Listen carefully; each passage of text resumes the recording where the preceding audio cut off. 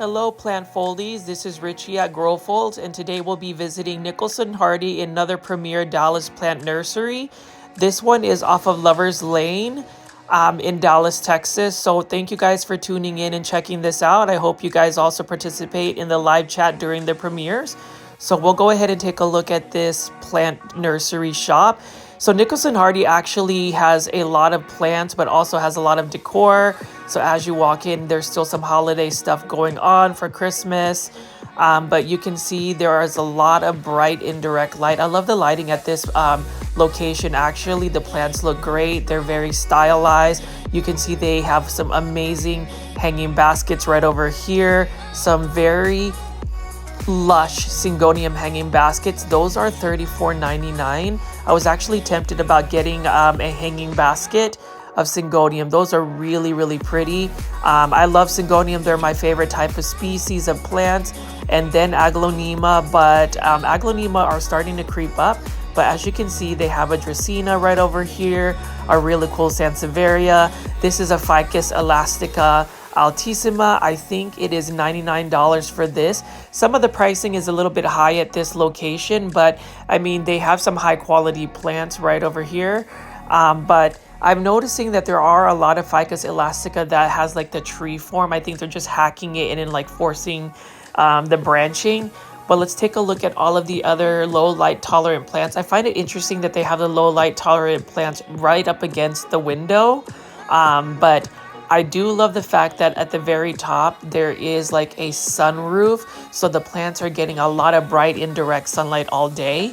We have a philodendron lemon lime right over here. This is a philodendron that I was actually considering buying at some point. It's a fun philodendron. It does need to climb up a pole, and this is really cool that's on a trellis. This one's $44.99. So if you go to Nicholson Hardie, there are actually two locations. The one that I'm in right now is more so the home decor and plant location. I won't really go through the home decor portion of the Nicholson Hardie tour, and they also have an outdoor gardening section as well, but that's in a different location.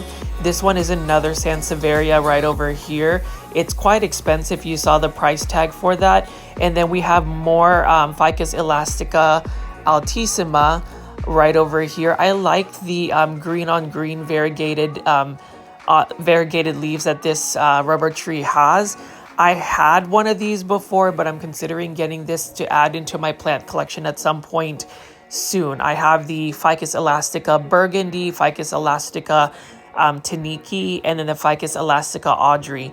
When I went to this shop with my best friend Isaac, we were just looking around at the plants, and it's been a while for me. I used to frequent Nicholson Hardie a lot of times about 2 to 3 years ago, and you can see that this is an amazing a variegated African violet. Look at how delicate the leaves are. Look at that, like it's like somebody spray painted some white on there, and then the blooms are beautiful.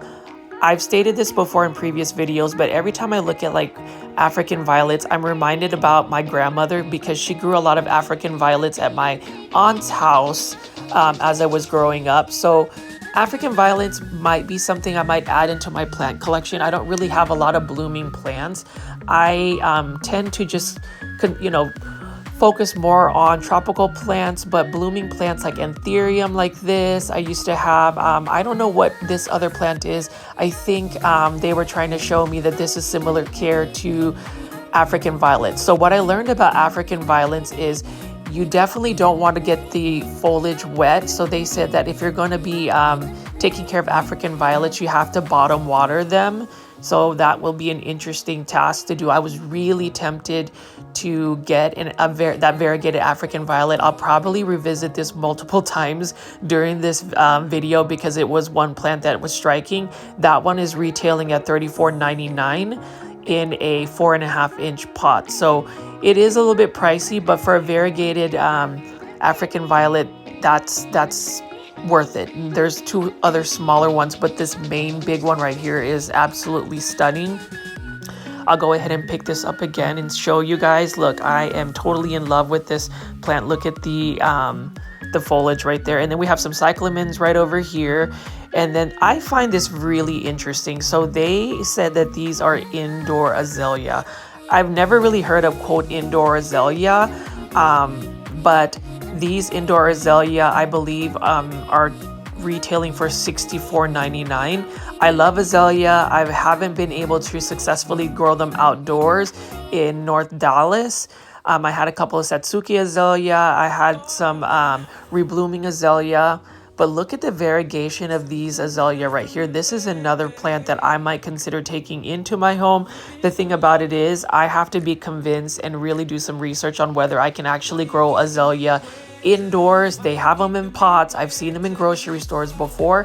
And yeah, so that's just kind of interesting. So Nicholson Hardie has a lot of awesome like hanging basket plants, flowering plants, just a wide range. Like look at this neon robusta syngonium hanging basket. I haven't seen any of these in any of the plant nurseries I've been to, at least in Dallas. So that's really interesting. And then we have some other hanging baskets right over here. What else do we have going on at this nursery? We'll take a look again at these quote indoor azalea trees. Very beautiful blooms. I asked if these ones actually rebloom, and they did say that it at least reblooms 4 times a year. So I find that very tempting to get that. I think of like an indoor azalea as like maybe an indoor bonsai. I've always wanted a Satsuki azalea bonsai or something that reblooms, but look at the different types of pinks and white blooms that these azalea have. They did mention that they will be getting another restock sometime next week, and I asked if they could send me some pictures. This is really cool as well. There's some more azalea right over here. This one's almost done with its bloom, but nonetheless, it's still beautiful.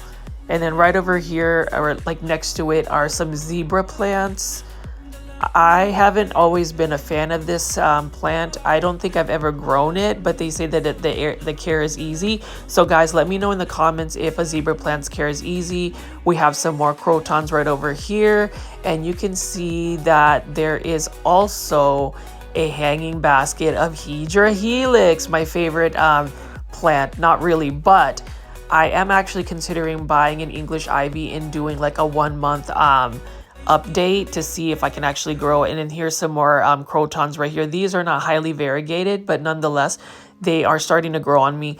I wish that crotons didn't really require a lot of direct light. Otherwise, I'd have more in my collection. So that's the thing about bringing plants in. As I've stated in my previous videos, you really want to look at your lighting conditions. Like we want to bring a bunch of plants in, but they really do most of them require a lot of bright indirect light, especially if you're growing aroids like philodendrons and monstera and all of that. This one is a philodendron moonlight. I like the neon leaves. It reminds me of like an epipremnum neon pothos, philodendron lemon lime. That would be really cool to like have those in my collection. And then they have like a selection of Sansevieria over there, just assorted Sansevieria for you. Right over here, it looks like they have some syngonium. This one looks like a philodendron Prince of Orange. Not 100% sure, but that is a very pretty looking philodendron right over here. And I am looking and staring at some of these syngoniums. This one's a coffee plant that just kind of got mixed in, but I am seeing that there is a syngonium willandii.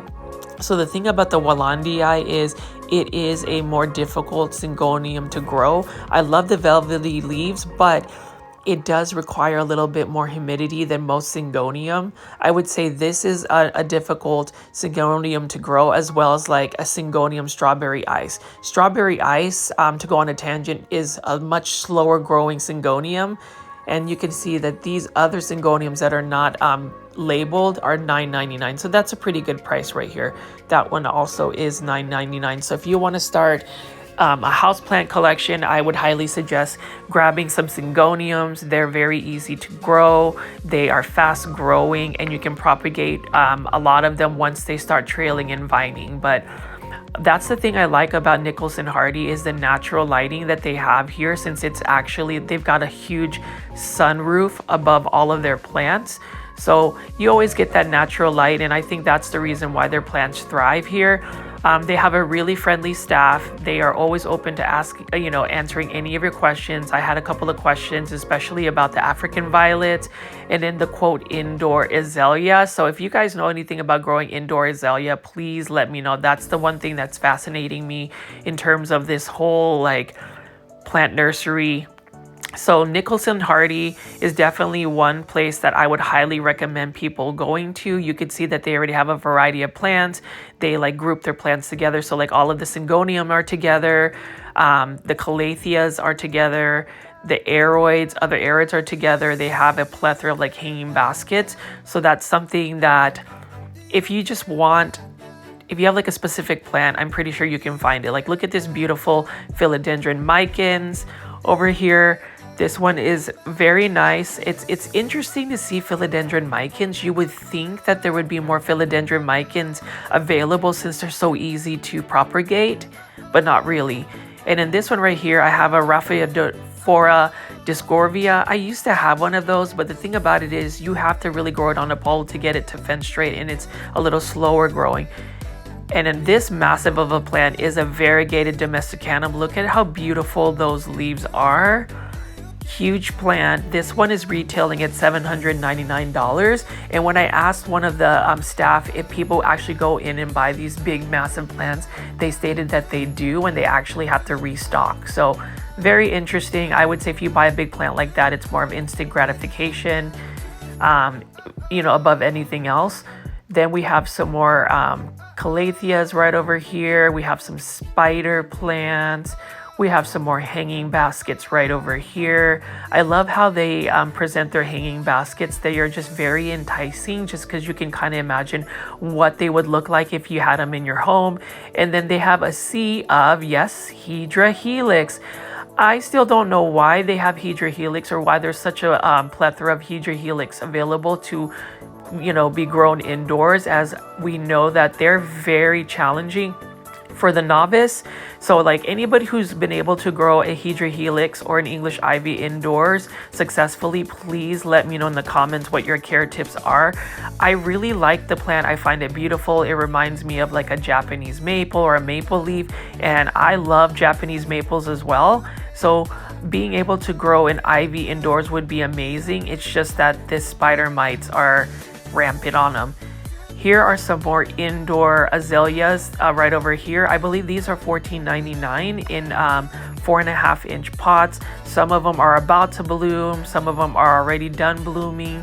These would make great pre-bonsai plants. So we'll see. I'm going to do some research to see if anybody's actually been able to grow azalea as like a house plant indoors. I just find that interesting that they are selling them, but apparently there's other places like Rubal's that actually sold azalea as well.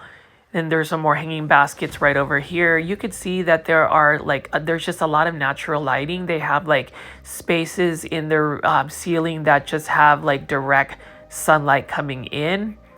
And I like this. There's a little fountain and then another croton gold dust. I ended up actually adding this to my collection, but I got it for such a good deal. They had a Callaway special where it was 50% off. So I ended up getting it for $8 for like a 6-inch potted croton. And then they have some more flowering plants here, some more begonia. This one is a really cool looking Ficus elastica altissima. And then they have some more plants around here. That's a cute little sombrero on that moss like statue or like setup right over here. And then I'm also looking at this alocasia. This one's aglonema bamboo. I saw some at a Lowe's as well for a much cheaper price than they're selling. And I feel like I could probably get a better deal. Nonetheless, it's a cute miniature aglonema bamboo. So if you guys find these aglonema bamboo pretty, please leave it in the comments. And then we're going to look at some more of their massive plants. I do like that they set them up to where it is somewhat like a jungle or like a little forest. Just walking around this plant nursery is really cool. I love all of the lighting that they have here. I've stated this multiple times already in the video, but if you were actually in the actual nursery, you would understand what like the vibe is. Around the corner, we are going to be seeing a variegated fat shadera. So this is what they call a pia tree. It reminds me of a maple. I love the maple leaves, or it looks like, one of those sweet gum trees the way it is, but it's variegated. I've grown those in the past before. They're not that hard. They are spider mite prone, so you have to really keep an eye on it. Then we have another Dracaena in the corner right there. Some more bromeliads right over here. I've never seen like a really green just bromeliad, so I found that interesting that they have that as well. Sorry if I'm not mentioning a lot of the plant prices. I didn't really look at the plant prices. I just wanted to look at the plants today, and you can see they have a bunch of Epipremnum aureum neon. So this neon pothos, I will say for this 3-inch pot was $9.99, so it is a little bit pricey for the neon pothos, but nonetheless it's a showstopper. It'll light up any space that you have in your home. And then right next to it was, I believe, like a philodendron moonlight. This one is a red marantha. So maranthas are similar to calatheas. They're less finicky though than calatheas. And then we have, I believe, I thought it was a Monstera Peru, so I might have gotten the plant ID wrong, but that's a really pretty looking one. And then we have an Epipremnum aureum lemon meringue. So this is a trending tropicals Costa Farm patented pothos. So it's like a mutated version of the Japanese global green pothos. Now we are looking at some Alocasia poly. I've had those before. I'm not as in love with the Alocasia poly because this one typically gets spider mites much easier than the other Alocasia. So that's a no-go for me. Even with humidity, you just have to really watch it. I just don't understand why Alocasia are so spider mite prone alongside with Hedra helix, English ivy. They're beautiful plants. I don't know why they are just spider mite prone though. And I'm actually having a situation where I feel like there might be some spider mites in my collection. So on my next day off, I'm gonna have to do some plant chores. We're gonna go ahead and flip back to these beautiful hanging baskets of fern. Some more hanging baskets right over here. Notice the roof. That's what I was talking about, that sunroof. They're getting so much bright indirect light all day. And I had to pick this up. Look at how beautiful this indoor azalea is. Love the variegated pink leaves. I would, venture to think that these are related to Satsuki azalea. Very beautiful azalea indeed. And this is something I'm going to do my research on to see if I could possibly grow them indoors. I would like to have a specimen like that, maybe even convert it to bonsai. So that's another interest of mine that I haven't shared on the channel. I will be putting some bonsai content up at some point, but right now we're going to be focusing on tropical plants.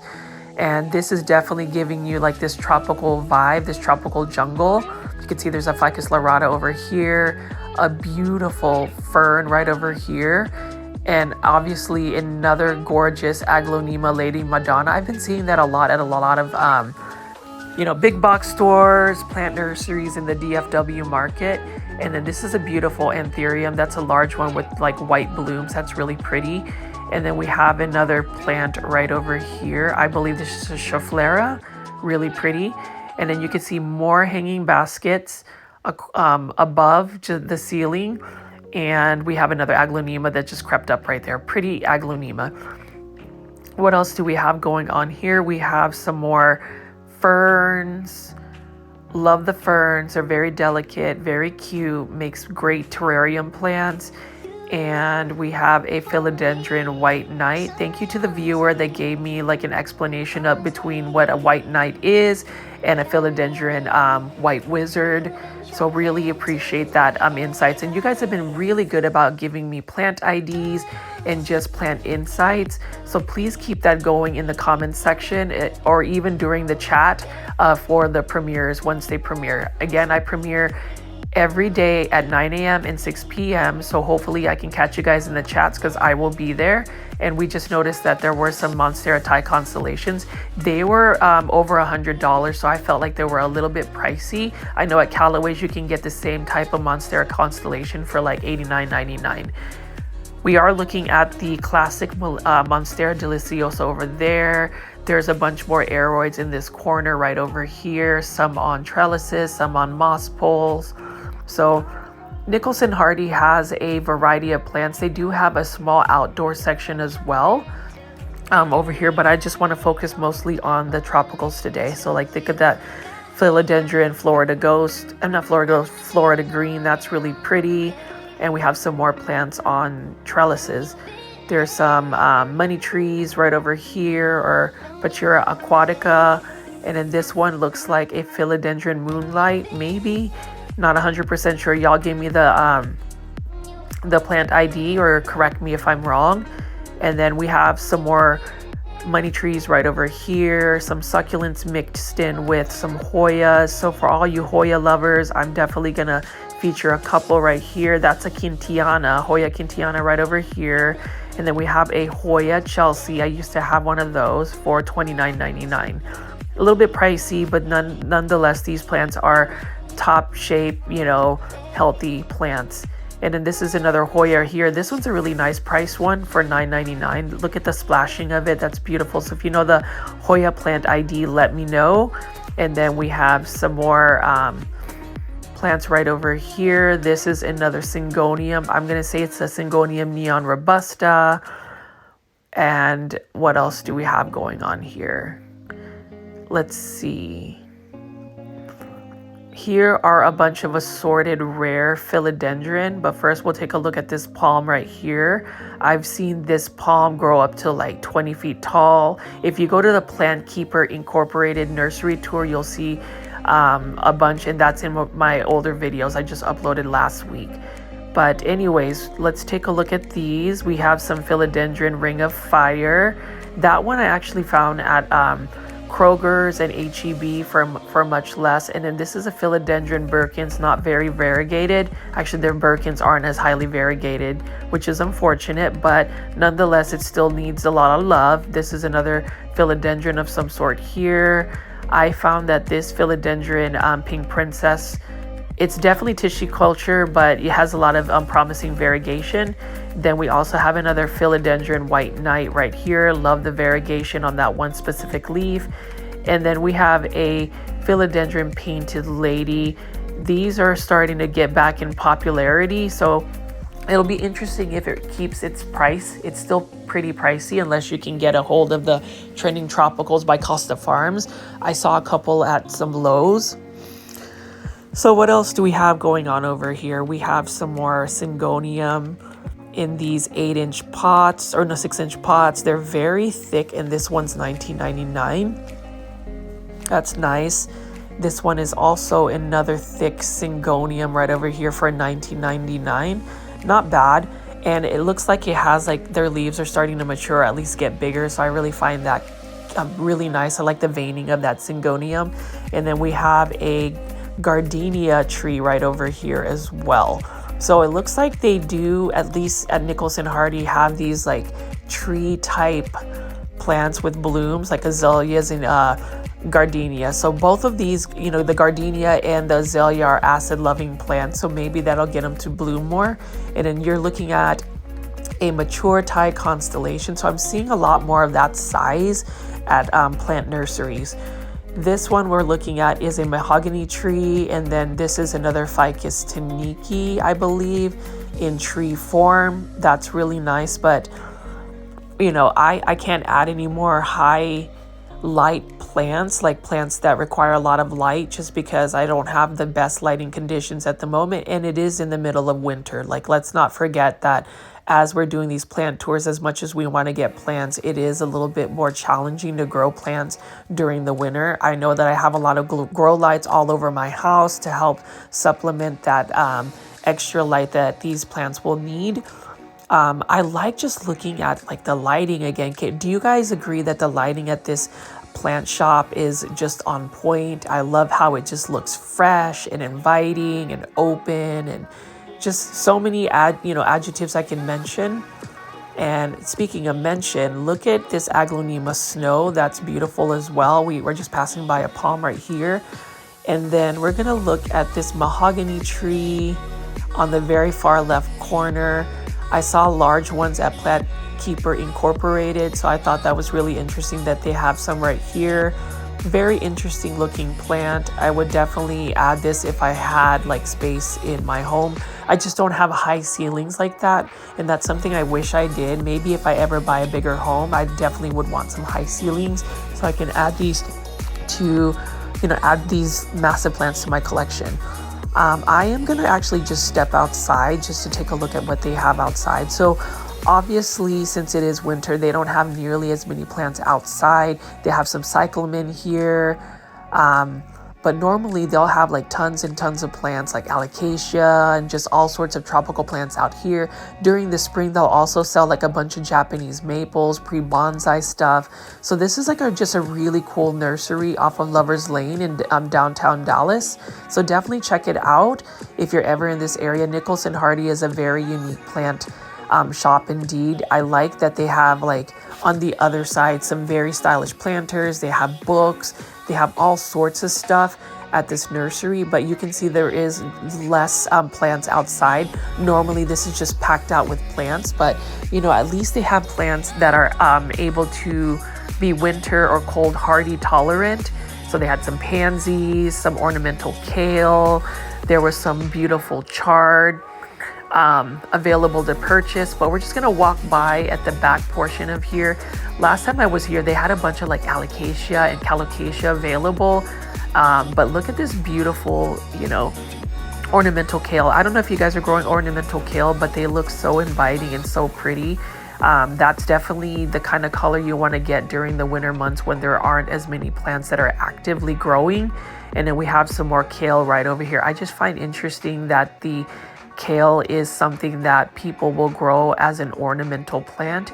And then I am seeing there is some dracaenas growing outside here. That's really cool. I haven't seen this one. There's no pink in this one. It's more creamy, variegated, so that's really pretty as well.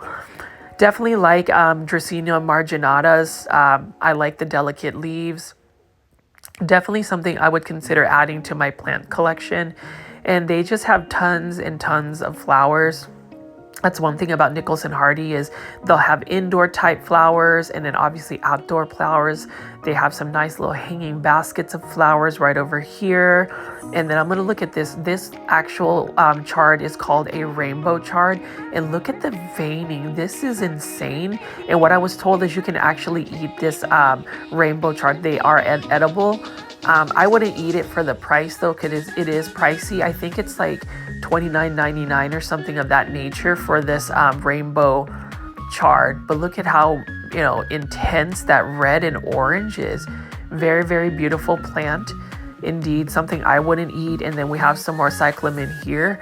It's amazing the amount of cyclamen I've seen at all of these plant stores. I don't know if a lot of people actually grow them.